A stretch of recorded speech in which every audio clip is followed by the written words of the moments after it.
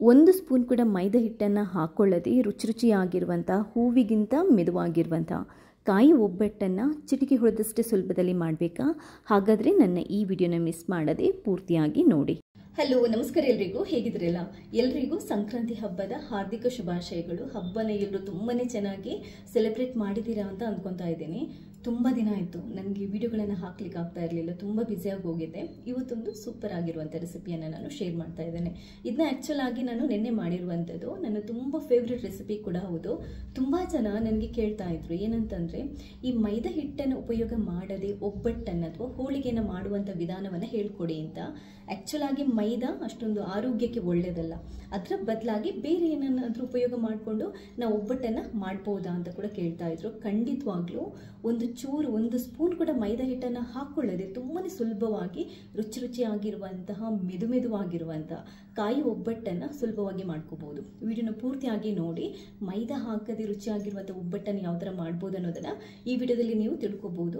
Video ಇಷ್ಟ ಆದರೆ like ಮಾಡಿ, ಹಾಗೆ ನೀವು ಮಾತ್ರ ನೋಡೋದಿಲ್ಲ, ಬೇರೆಯವ್ರಿಗೆ ಶೇರ್ ಮಾಡೋದನ್ನು ಕೂಡ ಮರಿಬೇಡಿ. ಹಾಗೆಯೇ ಫಸ್ಟ್ ಟೈಮ್ ನೀವೇನಾದರೂ ನನ್ನ ಚಾನೆಲ್ನ ನೋಡ್ತಾ ಇದ್ರೆ ದಯವಿಟ್ಟು ಸಬ್ಸ್ಕ್ರೈಬ್ ಆಗಿ. ನೀವು ಸಬ್ಸ್ಕ್ರೈಬ್ ಆಗೋದ್ರಿಂದ ಏನಾಗುತ್ತೆ ಅಂತಂದರೆ ನಾನು ನೆಕ್ಸ್ಟ್ ಹಾಕುವಂಥ ಕೂಡ ಎಲ್ಲ ವಿಡಿಯೋಗಳ ನೋಟಿಫಿಕೇಶನ್ ನಿಮ್ಗೆ ಸಿಗುತ್ತೆ. ನೀವು ನನ್ನ ಎಲ್ಲ ವಿಡಿಯೋಗಳನ್ನು ಮಿಸ್ ಮಾಡದೆ ಸುಲಭವಾಗಿ ನೋಡ್ಕೋಬಹುದು. ಥ್ಯಾಂಕ್ಸ್ ಎಲ್ರಿಗೂ. ಈ ರುಚಿಯಾಗಿರುವಂತಹ ಹೂವಿನ ಥರ ಮೆದುವಾಗಿರುವಂತಹ ಕಾಯಿ ಒಬ್ಬಟ್ಟು ಅಥವಾ ಹೋಳಿಗೆಯನ್ನು ಮಾಡೋದಕ್ಕೆ ನಾನು ಗೋಧಿ ಹಿಟ್ಟನ್ನು ತಗೊಂಡಿದ್ದೇನೆ. ಇದು ಮೈದಾ ಹಿಟ್ಟಲ್ಲ, ಆಶೀರ್ವಾದ್ ಗೋಧಿ ಹಿಟ್ಟನ್ನು ತಗೊಂಡಿದ್ದೇನೆ. ತುಂಬ ನೈಸಾಗಿ ಬರುತ್ತೆ ಈ ಗೋಧಿ ಹಿಟ್ಟು. ತುಂಬ ನೈಸಾಗಿದ್ದರೆ ಈ ಹೋಳಿಗೆ ಸೂಪರಾಗಿ ಬರುತ್ತೆ. ಒಳ್ಳೆ ಕ್ವಾಲಿಟಿಯ ಗೋಧಿ ಹಿಟ್ಟನ್ನು ತಗೊಳ್ಳಿ. ಹಾಗೆಯೇ ನಾನು 1.5 ಬೌಲಷ್ಟು, ಈ ಬೌಲಲ್ಲಿ ಇದೆಯಲ್ಲ ಇದು ದೊಡ್ಡ ಬೌಲ್, ಇದರಲ್ಲಿ 1.5 ಬೌಲಷ್ಟು ಕಾಯಿ ತುರಿ, ಹಾಗೆಯೇ 1/4 ಬೌಲಷ್ಟು ಬೆಲ್ಲ. ಕಾಯಿ ತುರಿ ಎಷ್ಟು ಹಾಕೊತೀವೋ ಅದರ ಅರ್ಧದಷ್ಟು ನಾವು ಬೆಲ್ಲನ ಹಾಕೋಬೇಕು. ಒಂದು ಸ್ವಲ್ಪ ತೆಂಗಿನೆಣ್ಣೆ, ಇದು ಅಡುಗೆ ಮಾಡಲಿಕ್ಕೆ ಬಳಸುವಂಥ ತೆಂಗಿನೆಣ್ಣೆ. ಯೂಶ್ವಲಿ ನಾವು ಅಡುಗೆಗೆ ತೆಂಗಿನೆಣ್ಣೆ ಹಾಕೊಳ್ಳೋದು, ನೀವು ಬೇರೆ ಆಯಿಲನ್ನು ಯೂಸ್ ಮಾಡೋದಿದ್ರೆ ಅದನ್ನು ಯೂಸ್ ಮಾಡ್ಬೋದು, ಏನೂ ತೊಂದರೆ ಇಲ್ಲ. ಹಾಗೆಯೇ ಇದು ಮನೆಯಲ್ಲೇ ಮಾಡಿರುವಂಥ ತುಪ್ಪ ಕೂಡ ನಮಗೆ ಸ್ವಲ್ಪ ಬೇಕಾಗುತ್ತೆ. ಮೊದಲಿಗೆ ಗೋಧಿ ಹಿಟ್ಟನ್ನು ಒಂದು ಮಿಕ್ಸಿಂಗ್ ಬೌಲಿಗೆ ಹಾಕ್ಕೊಳ್ಳಿ. ಕಲರ್ ಚೆನ್ನಾಗಿ ಬರೋದಕ್ಕೆ ಒಂದು ಸ್ವಲ್ಪ ನಾವು ಅರಿಶಿನ ಪುಡಿಯನ್ನು ಹಾಕೋಬೋದು. ಚಿಟಿಕೆಯಷ್ಟು ನಾನು ಉಪ್ಪನ್ನು ಹಾಕ್ಕೊಂಡಿದ್ದೇನೆ. ಉಪ್ಪು ಜಾಸ್ತಿ ಬೇಡ, ಸ್ವಲ್ಪ ಸಾಕು. ಕೆಲವರು ಉಪ್ಪು ಹಾಕಲ್ಲ. ಕ್ಲೀನಾಗಿ ಒಂದ್ಸರಿ ಇದನ್ನ ಮಿಕ್ಸ್ ಮಾಡ್ಕೋಬೇಕು. ಕೈಯಿಂದ ಮಿಕ್ಸ್ ಮಾಡಿದರೆ ತುಂಬಾ ಒಳ್ಳೆಯದು, ಯಾಕಂತಂದರೆ ಆ ಉಪ್ಪು ಮತ್ತು ಅರಿಶಿನ ಪುಡಿ ಕ್ಲೀನಾಗಿ ಹಿಟ್ಟಿನ ಜೊತೆ ಮಿಕ್ಸ್ ಆಗುತ್ತೆ. ಕೈಯಿಂದನೇ ಮಿಕ್ಸ್ ಮಾಡ್ಕೊಳ್ಳಿ.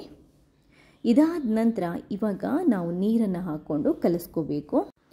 ದೊಡ್ಡ ಬೌಲಲ್ಲಿ 1 ಬೌಲಷ್ಟು ಗೋಧಿ ಹಿಟ್ಟನ್ನು ಕಲಿಸ್ಕೊಳ್ಳೋದಕ್ಕೆ ನಮಗೊಂದು ಅರ್ಧ ಬೌಲಷ್ಟು ನೀರು ಬೇಕಾಗುತ್ತೆ. ನಿಮಗೆ ಮೈದಾ ಆದರೆ ತುಂಬ ಕಮ್ಮಿ ನೀರು, ಬಟ್ ಗೋಧಿ ಹಿಟ್ಟಿಗೆ ನಾವು ಚಪಾತಿಯನ್ನು ಯಾವ ಥರ ಕಲಿಸ್ಕೊತೀವೋ ಅದೇ ಥರ ಕಲಿಸ್ಕೊಳ್ಳುವಂಥದ್ದು. ಬಟ್ ಈ ಹಿಟ್ಟು ಇದೆಯಲ್ಲ ತುಂಬ ಅಂಟಾಗಿ ಬರಬೇಕು. ಅದಕ್ಕೆ ಏನು ಮಾಡಬೇಕು ಅನ್ನೋ ಟಿಪ್ಸನ್ನು ಕೂಡ ನಾನು ಹೇಳ್ತಾ ಇದ್ದೇನೆ ಈ ವಿಡಿಯೋದಲ್ಲಿ. ಯೂಶ್ವಲ್ ಆಗಿ ಮೈದಾ ಹಿಟ್ಟಾದರೆ ಅಂಟು ಚೆನ್ನಾಗಿ ಬರುತ್ತೆ. ನಾವು ಹೋಳಿಗೆ ಮಾಡುವಾಗ ಅದು ಕನಕ ತುಂಬ ಅಂಟಾಗಿದ್ದರೆ ಹೋಳಿಗೆ ಸುಲಭವಾಗಿ ಮಾಡ್ಬೋದು. ಸೊ ಹಿಟ್ಟನ್ನು ಒಂದು ರೌಂಡು ನೀವು ನೀರಲ್ಲಿ ಅಂಟು ಬರೋ ಥರ ಕಲಿಸ್ಕೊಂಡು, ಅದಾದ ನಂತರ ನಾನು ಇವಾಗ ಕೋಕೋನಟ್ ಆಯಿಲ್ ತೋರಿಸಿದ್ನಲ್ವ, ಅಥವಾ ಕುಕ್ಕಿಂಗ್ ಆಯಿಲ್ ಯಾವುದಾದ್ರೂ ಓಕೆ, ಕುಕ್ಕಿಂಗ್ ಆಯಿಲನ್ನು ಹಾಕ್ಕೊಂಡು ತುಂಬಾ ಚೆನ್ನಾಗಿ ನಾದ್ಕೋಬೇಕು. ಎಷ್ಟು ಚೆನ್ನಾಗಿ ಹಿಟ್ಟನ್ನು ನೀವು ನಾದ್ಕೊತೀರೋ ಅಷ್ಟು ಸೂಪರಾಗಿರುವಂಥ ಹೋಳಿಗೆನ ಮಾಡ್ಬೋದು. ಮತ್ತು ಜಾಸ್ತಿ ಹೊತ್ತು ನೆನೆಸಿಡುವಂಥ ಅವಶ್ಯಕತೆ ಕೂಡ ಇಲ್ಲ. ನಾನು ಗೋಧಿ ಹಿಟ್ಟಲ್ಲಿ ಹೋಳಿಗೆ ಮಾಡೋದಿದ್ರೂ ಕೂಡ ಹಿಟ್ಟನ್ನು ಆವಾಗಲೇ ಕಳಿಸಿ ಆವಾಗಲೇ ನಾನು ಹೋಳಿಗೆನ ಮಾಡ್ಕೊತೀನಿ. ಜಾಸ್ತಿ ಟೈಮ್ ಕೂಡ ಬೇಕಾಗಿಲ್ಲ. ನೋಡಿ, ಎಣ್ಣೆನ ಯೂಸ್ ಮಾಡಿಕೊಂಡು, ಎಣ್ಣೆ ಒಂದು ನಮಗೆ 3ರಿಂದ 4 ಟೇಬಲ್ ಸ್ಪೂನಷ್ಟು ಎಣ್ಣೆ ಬೇಕಾಗುತ್ತೆ 1 ಬೌಲಷ್ಟು ಹಿಟ್ಟಿಗೆ. ನೀವು ಜಾಸ್ತಿ ಮಾಡೋದಿದ್ರೆ ಜಾಸ್ತಿನೇ ಬೇಕಾಗುತ್ತೆ, ಯಾಕಂತಂದರೆ ಆ ಎಣ್ಣೆಯಲ್ಲೇ ಹಿಟ್ಟು ಅಂಟು ಬರುವಂಥದ್ದು. ತುಂಬಾ ಚೆನ್ನಾಗಿ ಅಂಟು ಬರೋ ಥರ ಹಿಟ್ಟನ್ನು ನಾದ್ಕೋಬೇಕು. ನೋಡಿ, ರಬ್ಬರ್ ಥರ ಎಳೆದ್ರೆ ರಬ್ಬರ್ ಥರ ಬರಬೇಕು. ನಿಮಗೆ ಗೊತ್ತಾಗುತ್ತಲ್ಲ, ಈ ಕನ್ಸಿಸ್ಟೆನ್ಸಿಗೆ ಕರೆಕ್ಟಾಗಿ ನೀವು ಕಣಕನ ರೆಡಿ ಮಾಡ್ಕೋಬೇಕು. ಇದನ್ನ ಎಷ್ಟು ಚೆನ್ನಾಗಿ ನಾದ್ಬಿಟ್ಟು ನೀವು ರೆಡಿ ಮಾಡ್ಕೊತಿರೋ ಅಷ್ಟು ಸೂಪರಾಗಿ ನಮಗೆ ಹೋಳಿಗೆ ಮಾಡೋದಕ್ಕೆ ಬರುತ್ತೆ. ನೋಡಿ ಎಷ್ಟು ಮೆತ್ತಗಾಗಿ ಎಷ್ಟು ಅಂಟಾಗಿ ಬಂದಿದೆ ಅಂತ. ಇದಾದ ನಂತರ ಇದನ್ನ ಅದೇ ಬೌಲಲ್ಲಿ ಈ ಹಿಟ್ಟನ್ನು ಕನಕನ ಅದೇ ಬೌಲಲ್ಲಿ ಇಟ್ಬಿಟ್ಟು ಮೇಲ್ಗಡೆಯಿಂದ ಮತ್ತೆ 1 ಸ್ಪೂನಷ್ಟು ನಾವು ಕುಕ್ಕಿಂಗ್ ಆಯಿಲನ್ನು ಹಾಕಿಬಿಟ್ಟು ಒಂದು 10 ನಿಮಿಷ ಬಿಟ್ಬಿಡೋಣ. ಅಂದರೆ ನಮಗೆ ಹೂರಣ ರೆಡಿ ಆಗಬೇಕಲ್ಲ, ಹೂರಣ ರೆಡಿ ಆಗೋ ತನಕ ಬಿಟ್ಬಿಡೋಣ ಅಷ್ಟೇ ಸಾಕು, ಜಾಸ್ತಿ ಹೊತ್ತು ಏನೂ ಬೇಡ. ಇವಾಗ ಸ್ಟವ್ ಮೇಲೆ ಬಾಣಲೆ ಇಟ್ಕೊಂಡು ಅದನ್ನ ಚೂರು ಬಿಸಿ ಮಾಡಿಕೊಂಡು ಸ್ವಲ್ಪ ತುಪ್ಪನ ಹಾಕೊತಾ ಇದ್ದೇನೆ. ತುಪ್ಪನ ಹಾಕ್ಕೊಂಡು ಕಾಯಿ ತುರಿಯನ್ನು ಹಾಕೊತಾ ಇದ್ದೇನೆ. ನಾನು 1.5 ಬೌಲಷ್ಟು ಕಾಯಿ ತುರಿ, 3/4 ಬೌಲಷ್ಟು ಬೆಲ್ಲ, ಕಾಯಿ ತುರಿಯ ಅರ್ಧದಷ್ಟು ಬೆಲ್ಲ. ಈ ಅಂದಾಜನ್ನು ನೀವು ಮಿಸ್ ಮಾಡಬೇಡಿ, ಯಾಕಂತಂದರೆ ಬೆಲ್ಲ ಜಾಸ್ತಿ ಆದರೆ ನಮಗೆ ಹೂರಣ ಸರಿಯಾಗಿ ಬರಲ್ಲ. ಮೀಡಿಯಮ್ ಉರಿ ಇಟ್ಕೊಂಡು ಚೆನ್ನಾಗಿ ಕಾಯಿ ತುರಿಯನ್ನು ಹುರಿದುಕೊಳ್ಳಿ. ತುಂಬ ಜಾಸ್ತಿ ರೋಸ್ಟ್ ಆಗೋದು ಬೇಡ.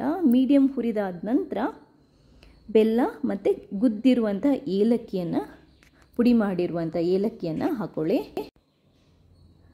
ಈಗ ಬೆಲ್ಲ ಒಂದು ಸ್ವಲ್ಪ ಕರಗಬೇಕು. ಮೀಡಿಯಮ್ ಉರಿ ಇಟ್ಕೊಂಡು ಇದನ್ನ ಹುರಿದುಕೊಳ್ಳಿ. ಬೆಲ್ಲದ ಅಂಟು ಬಿಡುತ್ತೆ, ನಿಮಗೆ ಕರೆಕ್ಟಾಗಿ ಗೊತ್ತಾಗುತ್ತೆ. ಹಸಿ ಇರುವಾಗಲ್ಲ, ಒಂದು 3 ರಿಂದ 4 ನಿಮಿಷ ಇದನ್ನ ಹುರಿದುಕೊಂಡ್ರೆ ಸಾಕು.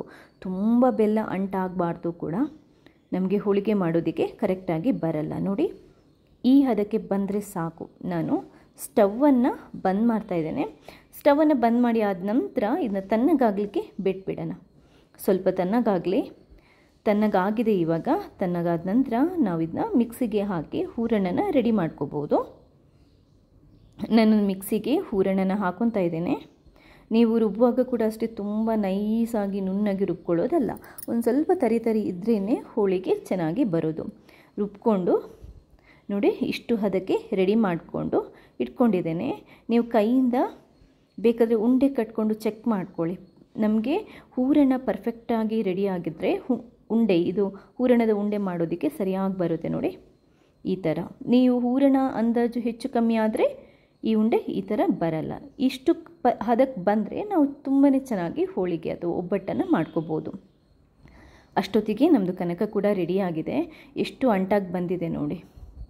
ನಾರ್ಮಲ್ ಆಗಿ ಮೈದಾ ಹಿಟ್ಟಲ್ಲಿ ಮಾಡಿದರೆ ಈ ಥರ ಅಂಟು ಬರುತ್ತೆ. ಬಟ್ ನಾನು ಗೋಧಿ ಹಿಟ್ಟನ್ನು ಕೂಡ ತುಂಬಾ ಚೆನ್ನಾಗಿ ಕುಕ್ಕಿಂಗ್ ಆಯಿಲ್ ಹಾಕ್ಕೊಂಡು ನಾದ್ಕೊಂಡು ಈ ಹದಕ್ಕೆ ರೆಡಿ ಮಾಡ್ಕೊಂಡು ಇಟ್ಕೊಂಡಿದ್ದೀನಿ. ಇನ್ನೊಂದು ಏನು ಅಂತಂದರೆ, ನಾನು ತುಂಬ ಹೊತ್ತು ನೆನೆಸಿ ಕೂಡ ಇಟ್ಟಿಲ್ಲ.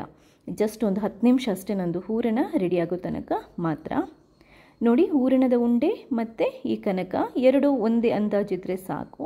ನಿಮಗೆ ಮೈದಾ ಹಿಟ್ಟಲ್ಲಾದರೆ ಕನಕ ಸ್ವಲ್ಪ ಚಿಕ್ಕದಾದರೂ ನಡೆಯುತ್ತದೆ, ಅಂದರೆ ಅದು ಅಂಟು ಜಾಸ್ತಿ ಇರುತ್ತೆ.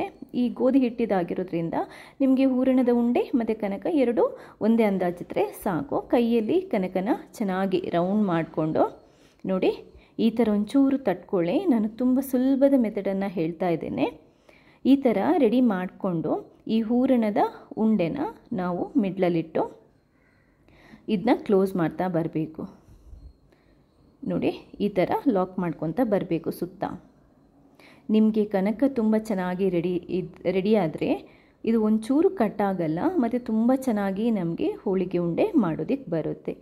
ಕೈಯಿಂದ ಎಲ್ಲ ಕಡೆ ನೀಟಾಗಿ ಈ ಥರ ಪ್ರೆಸ್ ಮಾಡಿಕೊಂಡು ರೌಂಡಾಗಿ ಇವಾಗ ನಾವು ಹೋಳಿಗೆನ ತಟ್ಕೊಳ್ಳೋಣ. ನಿಮಗೆ ಇದಕ್ಕೆ ಲಟ್ಟಣಿಗೆಯಿಂದ ಲಟ್ಟಿಸ್ಕೊಳ್ಳುವಂಥ ಅವಶ್ಯಕತೆ ಏನೂ ಇಲ್ಲ. ಕನಕ ಮತ್ತು ಹೂರಣದ ಉಂಡೆ ಕರೆಕ್ಟಾಗಿ ರೆಡಿ ಆದರೆ ಬರೀ ಒಂದು ಬಾಳೆ ಎಲೆಗೆ ತುಪ್ಪ ಅಥವಾ ಎಣ್ಣೆನ ಸವರ್ಕೊಂಡು ಕೈಯಿಂದನೇ ಈ ಥರ ನೀಟಾಗಿ ತಟ್ಕೊಳ್ತಾ ನಾವು ಹೋಳಿಗೆನ ಮಾಡ್ಬೋದು. ನೋಡಿ, ನಾನು ಎಷ್ಟು ಸುಲಭವಾಗಿ ಮಾಡ್ತಾಯಿದ್ದೇನೆ ಅಂತ.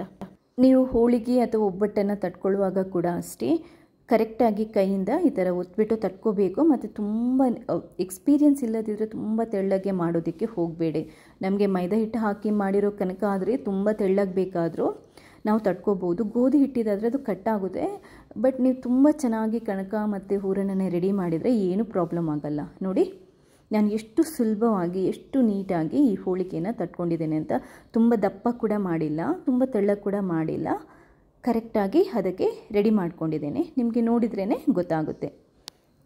ಹೋಳಿಗೆ ತಟ್ಕೊಂಡಿರೋದಾಯಿತು. ಇವಾಗ ಸ್ಟವ್ ಮೇಲೆ ಒಂದು ಕಾವಲಿ ಅಥವಾ ತವನ ಇಟ್ಬಿಟ್ಟು ಚೆನ್ನಾಗಿ ಬಿಸಿ ಮಾಡ್ಕೊಳ್ಳಿ. ಕಬ್ಬಿಣದ ಕಾವಲಿ ಆದರೂ ತುಂಬಾ ಒಳ್ಳೆಯದು. ತುಪ್ಪ ಅದು ಚೆನ್ನಾಗಿ ಬಿಸಿ ಆದ ನಂತರ, ಕಾದ ನಂತರ ತುಪ್ಪ ಅಥವಾ ಎಣ್ಣೆನ ಸವರ್ಕೊಂಡು ನಾವು ಈ ಹೋಳಿಗೆನ ಹಾಕೋಬೋದು. ನೋಡಿ, ಈ ಥರ ನಿಧಾನಕ್ಕೆ ಬಾಳೆ ಎಲೆನ ತೆಗೆದುಬಿಡ್ಬೋದು. ನೀವು ತುಪ್ಪ ಅಥವಾ ಎಣ್ಣೆ ಸವರಿ ಈ ಥರ ತಟ್ಟಿದರೆ ಸುಲಭವಾಗಿ ನಿಮಗೆ ತೆಗೆಯೋದಕ್ಕೂ ಬರುತ್ತೆ. ಮೇಲ್ಗಡೆಯಿಂದ ಮತ್ತೆ ಒಂಚೂರು ತುಪ್ಪ ಅಥವಾ ಎಣ್ಣೆನ ಹಾಕ್ಕೊಂಡು ಎರಡೂ ಕಡೆ ಕರೆಕ್ಟಾಗಿ ಕಾಯಿಸ್ಕೊಳ್ಳಿ. ತುಂಬಾ ಚೆನ್ನಾಗಿ ಹೋಳಿಗೆ ರೆಡಿ ಆಗ್ತಾ ಇದೆ. ತುಪ್ಪನೂ ಹಾಕೋಬೋದು. ತುಪ್ಪ ಹಾಕಿದರೆ ಆರೋಗ್ಯಕ್ಕೆ ಒಳ್ಳೆಯದು.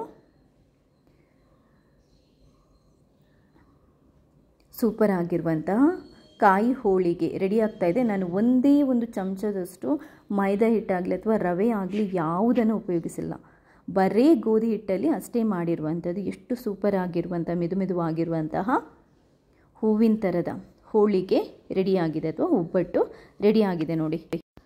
ನಿಮಗೆ ನೋಡಿದ್ರೇ ಗೊತ್ತಾಗುತ್ತೆ ತುಂಬ ಚೆನ್ನಾಗಿ ಬಂದಿದೆ, ತುಂಬ ಮೆತ್ತಗೆ ಬಂದಿದೆ, ತುಂಬಾ ಕರೆಕ್ಟಾಗಿ ರೆಡಿಯಾಗಿದೆ ಅಂತ. ಈ ರೆಸಿಪಿ ಇಷ್ಟ ಆದರೆ ಲೈಕ್ ಮಾಡಿ. ಹಾಗೆ ನೀವು ಮಾತ್ರ ನೋಡೋದಲ್ಲ, ಬೇರೆಯವ್ರಿಗೆ ಕೂಡ ಈ ವಿಡಿಯೋನ ಶೇರ್ ಮಾಡೋದಕ್ಕೆ ಮರಿಬೇಡಿ. ಥ್ಯಾಂಕ್ಸ್ ಎಲ್ರಿಗೂ.